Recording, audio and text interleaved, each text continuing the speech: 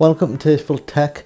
So my friend needed a PC to run virtual machines for daily usage and other productivity needs. He mostly wanted brand new parts, and the only things that were new were the case and the power supply, which we'll talk more about later on in the video. He doesn't intend to game on this machine ever. Yes, I've tried to convince him to move the PC master race, but he's just not quite ready for that yet. This machine does offer future expandability for that option, with maybe the upgrade of the power supply depending on which card is being used. If you're interested in any of the parts being used in this build, I'll leave some affiliate links in the description. I'd appreciate it if you'd use these links if you intend to purchase anything off the build list, and doing so will help out the channel and I'll be very grateful. With that being said, let's talk about the specifications. So I've chosen the AMD Ryzen 5 4600G processor. This is a 6-core CPU with 3.7 GHz base speed and 4.2 GHz turbo. This also has 4th gen Radeon graphics, which is really nice, and again, since he's not gaming, it's just something to output to the display.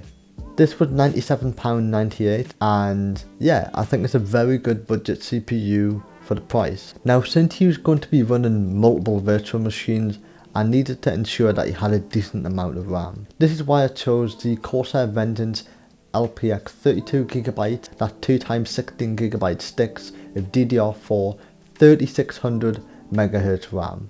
Like 3600, and that's pretty fast, or at least faster than the RAM I've got in my system behind me, which is 3200 MHz. And if you're interested, it is CL18, which is nice. Of course, this did cost £82.96, so it's not the cheapest RAM, but since it's 32GB, it's really fast. I think it's very good value for money. For the SSD, I chose the Crucial P3 1TB M.2 PCIe NVMe SSD. I've chosen an M.2 SSD since there's less cables required, and for the most part it had speeds up to 3500 megabytes per second, which is really fast and should provide plenty of bandwidth for running these multiple virtual machines. This was around £59.99, and I think right now you can get it around £50, so I think it's a really good value for money, and it seemed to be a very good drive. And yeah, it was only like £5 more than the SATA equivalent, and much faster as well. For the motherboard, I chose the Gigabyte A520i ITX motherboard. This was a bit more on the expensive side. However, I wanted a solid motherboard for the build, ensuring plenty of features and potential upgrades down the line. I forgot to mention before that the SSD is PCIe Gen 3, which is not the latest and greatest, and I think that's applied for the motherboard as well. However, the SSD was great value for money, and I think ITX motherboards can be a bit more on the pricier end for some reason. So this came in at around £115.99. Since the case only came with one fan, which I've replaced anyway, and I'll get to that in a second, there was no fans in the back of the case. So I went with two 80mm Arctic P8 Silent 1600 RPM fans. I mean, the black fans, they're silent, and I don't really know what else to say, that the fans are blow air. For two of them, I picked them up for £16.98, which is decent value for money. Now for the fan in the front, this is a massive Noctua 200mm fan. This is a Noctua NF A20 FLX. Again, it's a silent fan, and it was a bit more on the pricey side, although I did get this fan ages ago. It's a good fan, and it comes in at around £30.95. Of course, the case did come with its own fan, however it was a bit noisy for my liking and needed to ensure that the system was much quieter. And of course, for the case, it's the Thermaltake Core V1 Mini ITX. Very nice case. I love the customizability aspects of it. It comes in around £65.47, so you can't go wrong. For the power supply, I have the Corsair CX450 ATX 80 Plus Bronze. It's unavailable at the moment, and even for like just a few pounds more, you may as well get a 550 gold power supply, and just, yeah, much better power efficiency, much better value for money.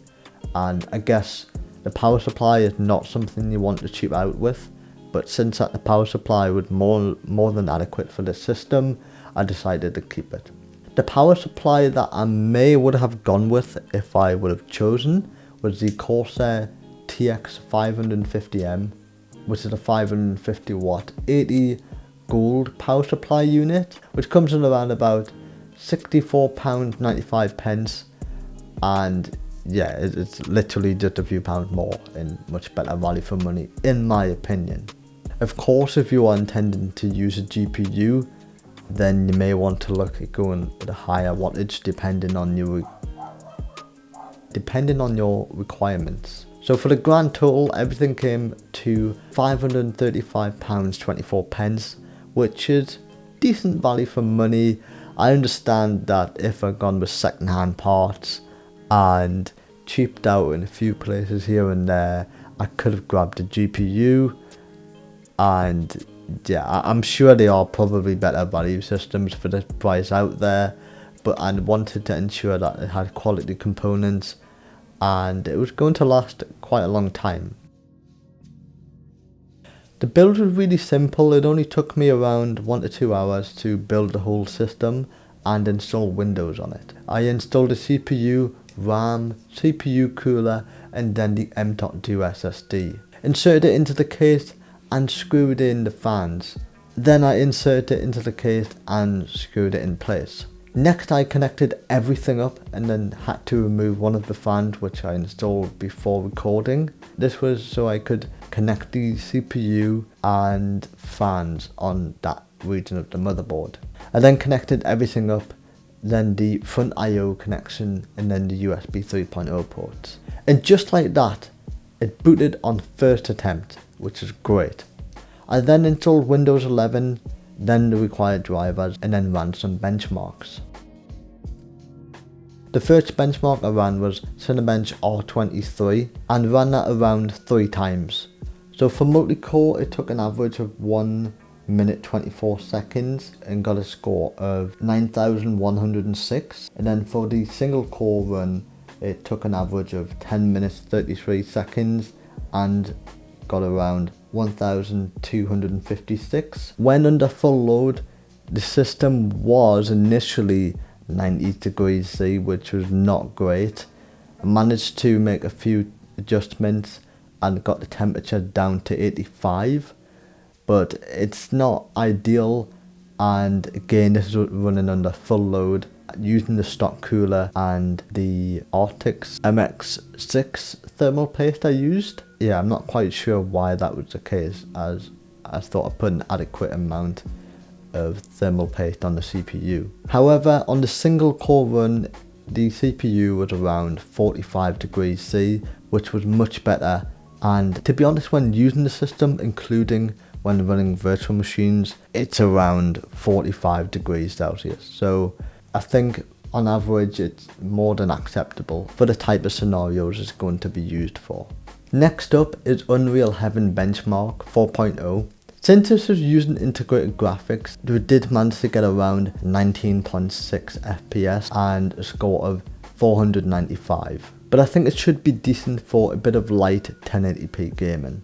And the final benchmark I ran, just for the sake of it, was Crystal Disk Mark.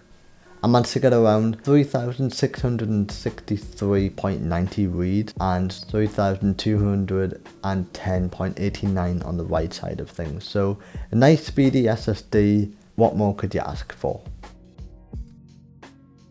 The build turned out very successful and overall I'm happy with it. I'd prefer if I use a dedicated non-stock CPU cooler for extra cooling. However, for the type of workloads it's going to be used for, it's totally fine. I hope you got something out of this video and found it informative. If you have, please give this video a thumbs up, subscribe and hit the notification bell so you're notified the next time I upload. And let me know in the comments below, what do you think of the build and if there's anything you do differently. Thanks for watching and enjoy the rest of your day.